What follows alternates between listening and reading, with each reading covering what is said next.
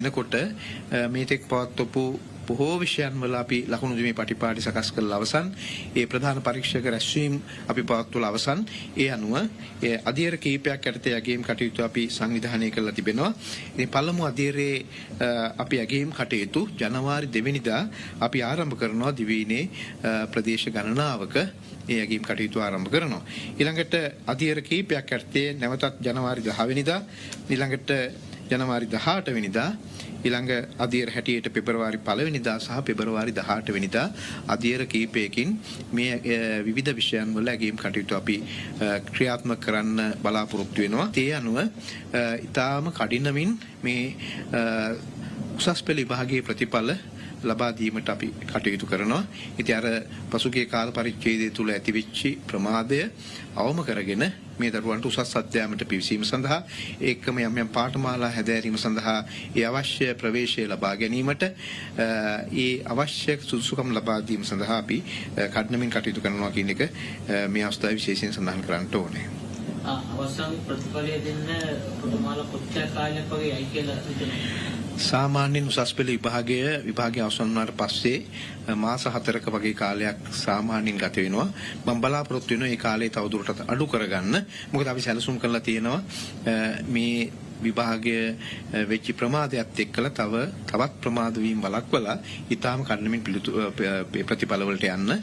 ඒ අනුව මම විශ්වාස කරනවා අපිට ලබන අප්‍රේල් මාසය වන විට ප්‍රතිඵල ලබා දෙන්නට හැකියාව ලැබෙයි කියලා. මට නිශ්චිතවම කියන්න අමාරුයි හරියටම ඒක නිශ්චිත දිනයක් මේ වෙලාවේදී. නමුත් අවම කාලයකින් ප්‍රතිඵල දීම සඳහා තමයි අපි සූදානම් වෙන්නේ. අප්‍රේල් මාසයේ තුල අවුරුද්දට පෙර දෙන්න උත්සාහ කරනවා. නමුත් පවතින තත්ත්වය අනුව යම් යම් වෙනස්කම් වෙන්නට පුළුවන්. ඔව් ශිෂ්‍යත්ව විභාගයේ පසුගිය සෙප්තැම්බර් 15 වෙනිදා පැවැත්වුණා. ඒ ශිෂ්‍යත්ව විභාගය පැවැත්වුණු දිනේදීම මේ ඒ ශිෂ්‍යත්ව විභාගයේ ඇතුළත් ප්‍රශ්න වලට සමාන ප්‍රශ්න ඇතුළත් ලේඛනයක් ඊට පෙර සාකච්ඡා කළ බවට සමාජ ජාල ඔස්සේ තොරතුරු ලැබුණා. ඒ අනුව අපි මේ විභාගයේ සම්බන්ධයෙන් යම්කිසි ගැටලුකාරී තත්වයකට මුහුණ දුන්නා. ඒකම යම් තීරණ ගනු ලැබුවා. ඒ විභාග ඉදිරි කටයුතු කරගෙන යාම සම්බන්ධයෙන්. නමුත් මේ සම්බන්ධයෙන් මූලික අයිතිවාසිකම් නඩු කර 4ක් ශ්‍රේෂ්ඨාධිකරණය වෙත ඉදිරිපත් වෙලා තිබුණා.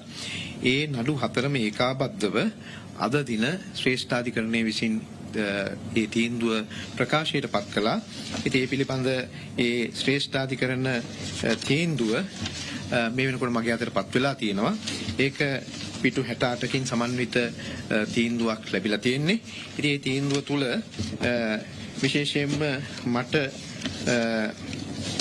ඉදිරිපත් කරලා තියෙනවා මේ සම්බන්ධයෙන් තීරණයක් ගැනීමට මේ සම්බන්ධයෙන් පත් කරන ලද ඒ කමිටු විසින් නිර්දේශ කරලා තිබෙන ඒ විකල්ප ක්‍රියාමාර්ග 3 අතරින් වඩා සුදුසුම විකල්ප ක්‍රියාමාර්ගය තෝරාගෙන ඒ පිළිබඳ හොඳ අධ්‍යයනයක් කරලා සෑම පැත්තක් ගැනම සලකා බලලා වඩා සුසුම තීරණයගෙන ඒ අනුව ක්‍රියාත්මක වෙන්න ඒකම ඒ කටයුතු විභාගයේ යැගීම් කටයුතු සිදු කරලා කඩනමින් ප්‍රතිඵල ලබා දෙන්න කියන නියෝගය මට ලැබිලා තියෙනවා. ඉතින් මේ වෙනකොට මම මේ නඩු තීන්දුව දීර්ඝ වශයෙන් අධ්‍යයනය කරමින් පවතිනවා. ඒකම මේ පිළිබඳ කරුණු සොයා බලා ඊටාම කඩිනමින් මේ පිළිබඳ තීරණයක්ගෙන ඉදිරි කටයුතු කරන්න බලාපොරොත්තු වෙනවා. විකල්ප 3 අතරින් වඩාත්ම සුදුසු විකල්පය මොකක්ද කියන එක අපි තවදුරටත් අධ්‍යයනය කරලා බලලා පවත්නා තත්ත්වයේ පිළිබඳ ලොකු විග්‍රහයක් කරලා ඉතා කඩනමින් ඒ පිළිබඳ තීරණයක් ලබා දෙනවා. මේ දරුවන් 6 වෙනි ශ්‍රේණියට ඇතුළු වෙන්නට ඕනේ. දැන් අධ්‍යයන වර්ෂය ලබන 27 වෙනිදා ජනවාරි 27 වෙනිදා නව අධ්‍යයන වර්ෂය පටන් ගන්නවා. එතකොට ඒ දරුවන් 6 වෙනි ශ්‍රේණියට ඇතුළත් විය යුතුයි.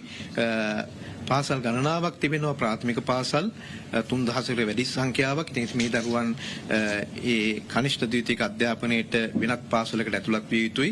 අපි ඒ සම්පූර්ණ සියල්ලක් සලකා බලලා ඊටාම කඩනමින් මේ කටයුතු අවසන් කරලා ප්‍රතිඵල නිකුත් කරනවත් කඩීම් ලකුණු ලබා දෙන්නත් බලාපොරොත්තු වෙනවා. සාමාන්‍යයෙන් සිස්සත් විභාගයේ ප්‍රතිඵල ලබා දෙන්න දින 40ක වගේ කාලයක් ගත වෙනවා.